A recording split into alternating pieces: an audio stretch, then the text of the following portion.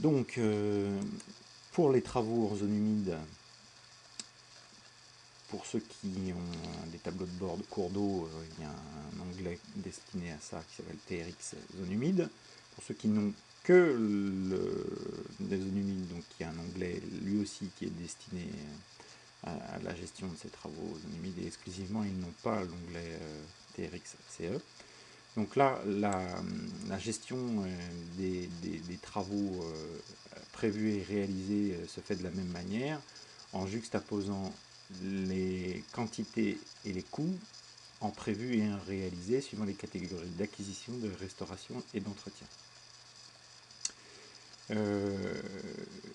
De la même manière, vous pouvez décomposer, on va le voir un peu plus là par exemple sur un suivi qui s'intéresse exclusivement aux zones humides, sur une tourbière des travaux d'acquisition, enfin un programme d'acquisition qui est prévu sur une tranche, mais où la réalisation dans les faits se fait sur 2 années. On achète une première 5 hectares une première année et 3 hectares une deuxième année par rapport à un prévisionnel de 8 hectares au départ. Voilà, ça peut se faire en acquisition, en restauration, en entretien. C'est de la même manière que ce qu'on a vu pour les cours d'eau.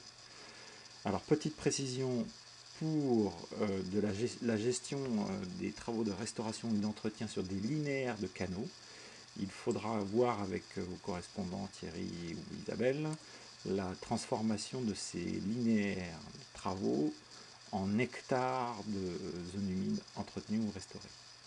De la même manière, pour les travaux cours d'eau, prenez garde, faites bien attention aux linéaires que vous allez renseigner.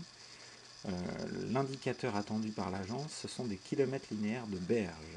Si vous intervenez sur, je vais prendre un exemple, celui-ci n'est pas très bon, mais mettons si vous intervenez sur 2,4